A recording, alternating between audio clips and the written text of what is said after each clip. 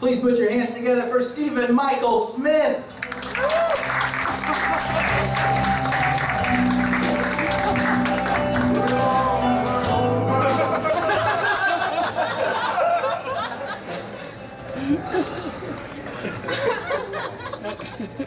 I recently murdered a deer. I'd like to talk about that. Okay. Don't worry, it's not gonna be one of those stories where I'm like up in a tree, naked, covered in camouflage, and then when a deer walks by, I jump down and kill it with my bare hands. Although, bucket list.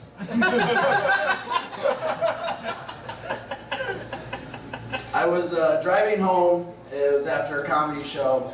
It was about 3 in the morning, and a deer on the highway ran out in front of me. And then you do what everyone does when a deer runs out in front of you. Time slows down for a second, and you yell, "Oh shit!"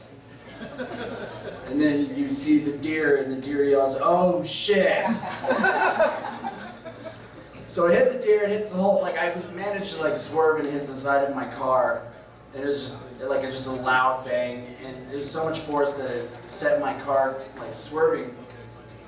Finally I get out of the car, and like I park the car on the side of the road, I get out, and my first thought is to go check on the deer, which is, I didn't think at the time it was weird, but every time I tell this, someone's like, "That's weird, why didn't you check the car?"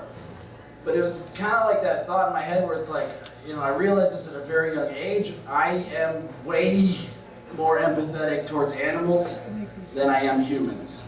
It's weird. But like when I was a little kid and I heard that saying, like, even a blind squirrel finds a nut every once in a while, I was just like, there's blind squirrels? That's horrible. Someone should do something. I never thought that about a blind person before. I don't know, maybe there needs to be like a saying that we have. Being blind sucks. You're a piece of shit for not thinking about me more. I don't know. So I get out of the car, I go to check on the deer, which was, like I could see it, like it was in a fetal position. And then my hope was that it was dead on impact, no pain. But to my despair, I get up to it, and the deer was just crying, like like it had a broken back, like it was just not moving and just crying. And then I called 911 to have an officer come and put it out of its misery.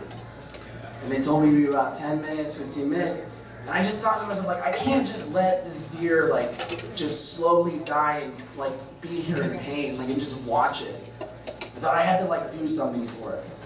So then I got down on my knees. I'm not gonna do that here, it hurts. So I got down on my knees, and I let the deer smell my hand, like, just to show that I'm not gonna hurt it.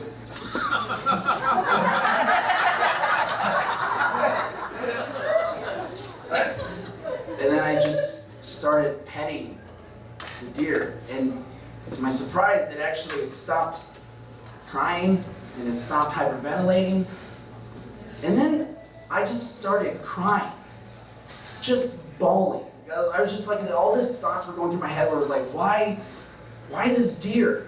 Why does it have to be this deer? Like, I don't know, like, maybe it's like a good deer in its deer society, or...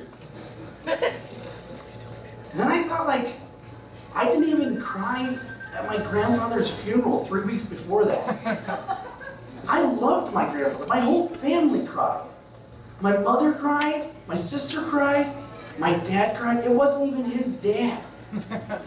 I didn't cry. Like, I was afraid at that moment that I was like some type of sociopath at the funeral. And then here I was crying over this dying, like, deer's crying. And then I thought, like, well, maybe if my grandpa was like, ah, ah, ah,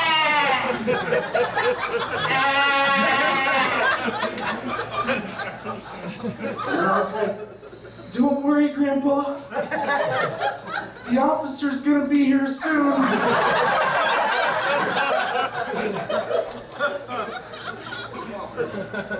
And then I started laughing. So, which was a bad, like I was crying, like bawling, and then laughing, which of course was exactly when the officer showed up. And then he parked like farther away than I thought he should for just being called to to put a deer out of its misery. And then he turned on his brights on me. And then he gets out of the car. And as he's getting closer to me, I put my hands up because he's shining his flashlight at me. Like, I could tell he was shining it at my face and not the deer that I was on my knees in front of, which I get is like a weird thing to see. And then I can see, like, I put my hands up to block the flashlight, and I can see his hand was like on his holster.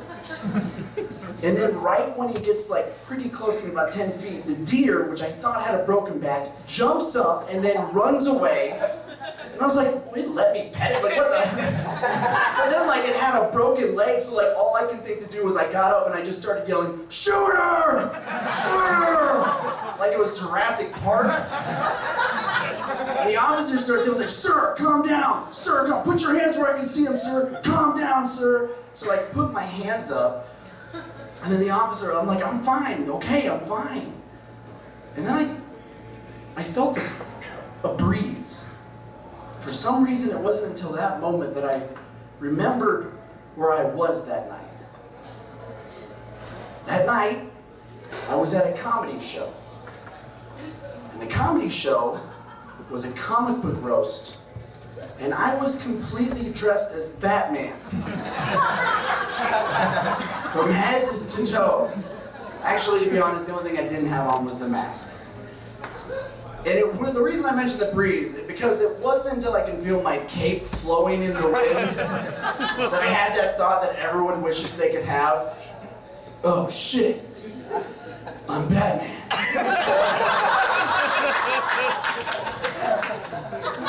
So then when the officer, I'm like, I'm fine, I have my hands in the air, like just completely dressed as Batman. The officer, the first thing he says to me is, sir, have you been drinking tonight? What?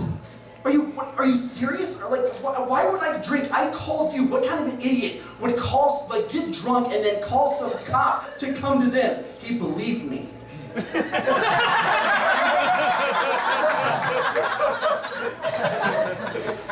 So then he tells me, he's like, well, okay, let's go check on your car then, so I can write this up for insurance. I was like, okay, that's fine.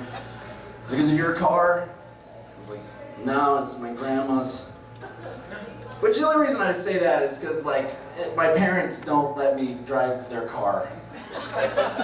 Because it's, like, have you ever hold your poop? Like after you go, and then you show it to your mom, and then your mom's like, just show it to your dad! And then your dad's like, you gotta move out, man. That's why they don't let me drive their car. But then my grandma's like, you're fat, but I still love you! What are you doing with my keys? You know, so I had to deal with her car. So we go look at the car, and the car's got this huge dent on it with blood and fur, and basically the only reason I'm telling you that is because as soon as we get to it, the cop looks at it and goes, is this where the deer hit your car? Yeah, are you serious? Then I see him get this like grin on his face, like you see a little kid like who's just like the wheel is rolling, and then he says to me, "Not exactly a Batmobile, is it?" And then I said, "Not exactly the world's greatest detective, are you?" And then I got a DUI. Thank you guys so much. Jack, I'm gonna miss you. This is awesome. Thank you so much. One more time for Stephen Michael Smith Wayne.